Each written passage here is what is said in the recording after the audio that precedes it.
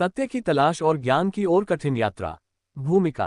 भाग 1 में हमने जाना था कि सिद्धार्थ के मन में जीवन, दुख और मृत्यु को लेकर कितनी गहरी बेचैनी पैदा हुई थी।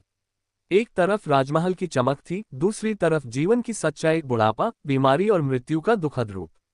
भाग 2 में उनकी वह यात्रा शुरू होती है जो उन्हें दुनिया के सबसे महान आध्यात्मिक गुरु बुद्ध बनाती है। भाग 2, तपस्या, ज्ञान और बुद्धत्व की प्राप्ति।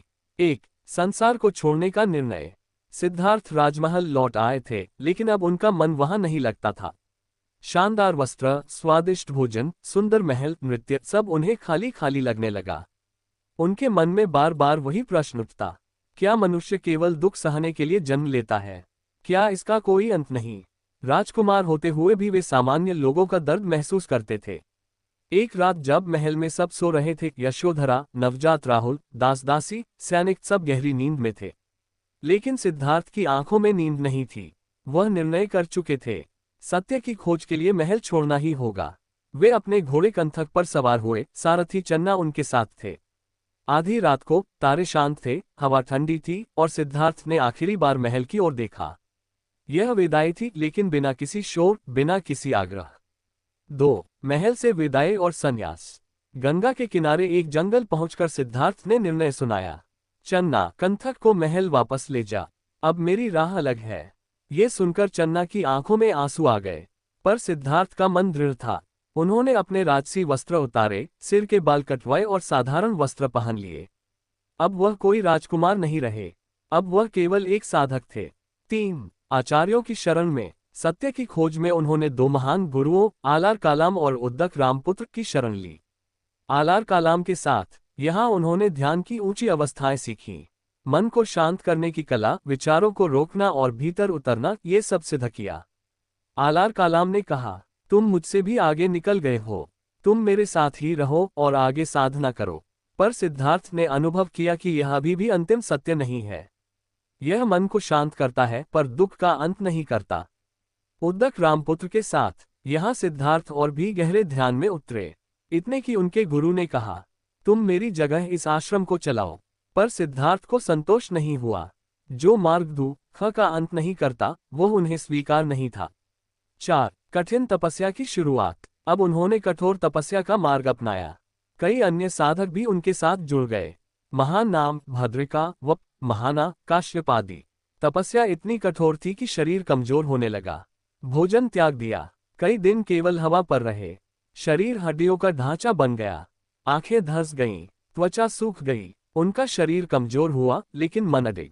सभी सोचते थे, यह महापुरुष जल्द ही सत्य प्राप्त कर लेगा। लेकिन सिद्धार्थ के भीतर एक संघर्ष चल रहा था। तपस्या शरीर को तोड़ती है, पर मन को मुक्त नहीं करती, यह उन्हें धीरे धीरे समझ आने लगा। 5, तपस्या से मोहभंग। कई साल बीत गए। एक दिन वह नदी के किनारे बैठे थे। इतने कमजोर थे कि नदी का हल्का बहाव भी उन्हें बहा ले जाता। एक किशोरी सुजाता ने उन्हें देखा। वह समझी कि कोई देवता वृक्ष के नीचे तपस्या कर रहा है। वह खीर लेकर आए और उसे आदरपूर्वक सिद्धार्थ को दिया। पहले तो सिद्धार्थ ने सोचा, क्या मुझे इसे ग्रहण करना चाहिए? लेकिन फिर मन में विचार आया, कमजोर शरीर के साथ कैसे सत्य की तलाश कर सकता हूँ? मध्यम मार्ग ही सही है। उन्होंने खीर स्वीकार की और शरीर में ऊर्जा लौटी। ये वह क्षण था जब उन्होंने महसूस किया, अत्यधिक कठोरता भी गलत है और अत्यधिक सुख भी सही रास्ता है, मध्यम मार्ग।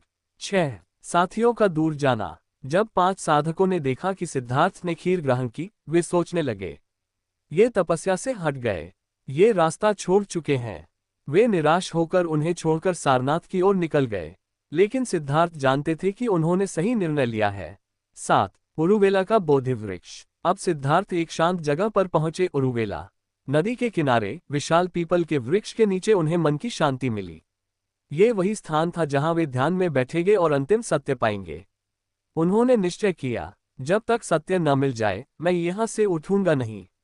रात हो गई, तारे चमक रहे थे, वृक्ष की छाया उन्हें घेर रही थी। धरती पूरी तरह शांत थी। योजक चिन्ह, योजक चिन्ह, योजक चिन्ह।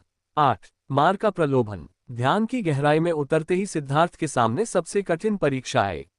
मार यानी विकार, भ्रम और मन की कमजोरियां। मार ने कई रूप अपनाए। 1, प्रलोभन, इच्छा का रूप। सुंदर दृश्य, सुख, आकर्षण सब उनके सामने लाए गए। पर सिद्धार्थ की आंखें बंद थीं, मन स्थिर था। 2. भय आतंक का रूप। भयानक आवाजें, तूफान, अजीब दृश्य, ये सब ध्यान को तोड़ने लगे। लेकिन सिद्धार्थ का मन पर्वत जैसा अडिग था। 3. अहंकार चुनौती का रूप।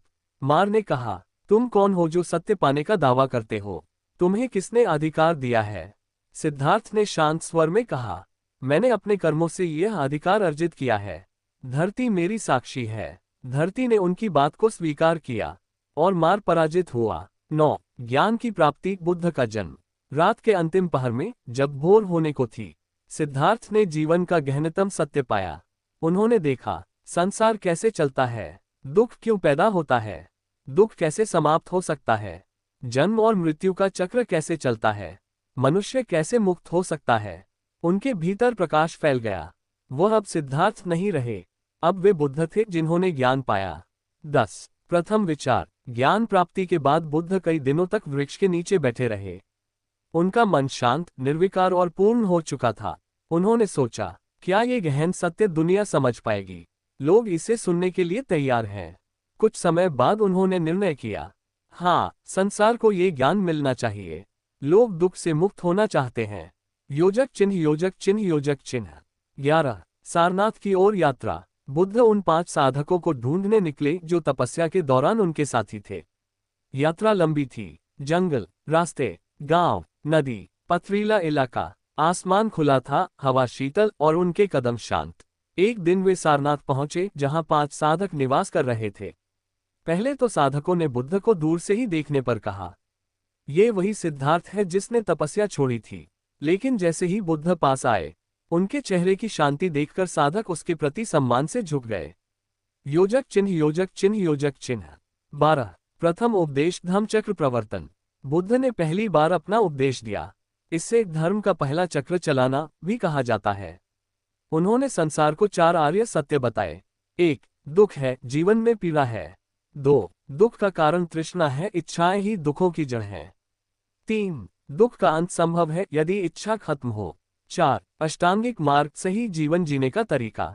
5 साधक ज्ञान से प्रज्वलित हो गए। वही उनकी पहली संगति बने। बौद्ध संघ का प्रारंभ हुआ। 13. बुद्ध का करुणा मार्ग। ज्ञान प्राप्ति के बाद बुद्ध ने केवल एक मार्ग अपनाया, करुणा यानी दया, प्रेम और सेवा। वह राजाओं, बच्चों, बूढ़ों, गरीबों, धनी, व्यापारियों, हर किसी से मिले। जो दुखी था उसे सांत्वना दी, जिसके मन में परेशानी थी उसे मार्ग दिखाया। उन्होंने कहा, मनुष्य खुद अपने कर्मों से बंधता है और खुद ही मुक्त होता है। उनकी आवाज शांत थी पर प्रभाव गहरा। 14. बुद्ध का नाम फैलना। धीरे धीरे हजारों लोग बुद्ध की वाणी सुनने लगे। लोगों को उनके शब्दों में सत्य दिखाई देता था। राजा बिंबिसार ने उन्हें आमंत्रित किया। कई नगरों में उनका स्वागत हुआ। अनगिनत लोग बुद्ध के शिष्य बने। गौतम बुद्ध अब केवल एक सन्यासी नहीं थे, वे एक जागृत गुरु थे जिसने मानवता के लिए नया मार्ग दिखाया। 15. बुद्ध का सरल संदेश। बुद्ध कहते थे, किसी का बुरा मत करो, सत्य बोलो, मन को शांत रखो, दयालु बनो, इच्छाओं का गुलाम मत बनो, सही मार्ग चुनो, क्रोध छोड़ो, प्रेम से रहो। उनके हर शब्द में गहराई थी। उनके हर वचन से लोग बदलने लगे। समापन। यहाँ तक आते आते सिद्धार्थ राजकुमार से बुद्ध तक की यात्रा पूरी कर चुके थे। उन्होंने ज्ञान पाया, दुनिया को सत्य बताया और दुख के अंत का मार्ग दिखाया। भाग 3 में हम जानेंगे, बुद्ध कैसे भारत भर में धर्म फैलाते हैं, उनके जीवन की महान घटनाएं, उनके प्रमुख शिष्य, राजा अशोक और बुद्ध धर्म का विस्तार, बुद्ध की अंतिम यात्रा और अंतिम उपदेश।